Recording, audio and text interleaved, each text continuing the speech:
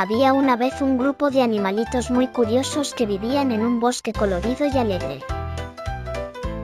El más pequeño era Pablo el conejo, quien tenía unas largas orejas y muchas ganas de aprender cosas nuevas.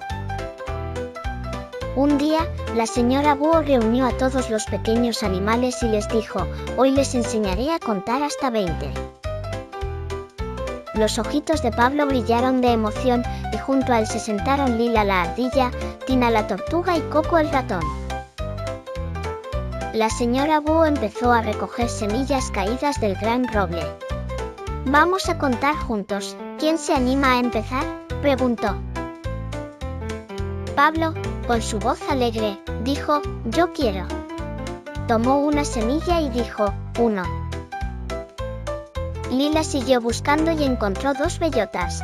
2, 3, contó. Coco, muy rápido, trajo 3 más, una tras otra.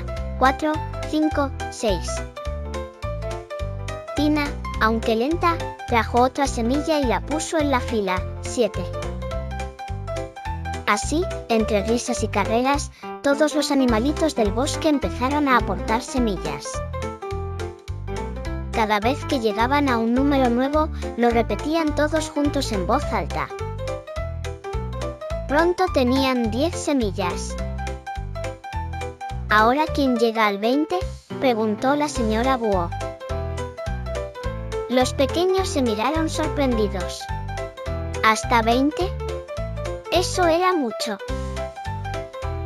Pero no se rindieron.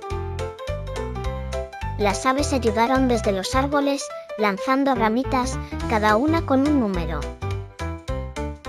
Entre todos, contaron 11, 12, 13. Cuando llegaron al número 15, Coco el ratón se acurrucó de cansancio. «Falta poco», lo animó Lila. Pablo brincó y trajo más semillas. 16, 17, 18, dijeron al unísono. Ya les quedaba poco. Tina, muy orgullosa, llevó 2 piedritas brillantes, y todos exclamaron: 19, 20.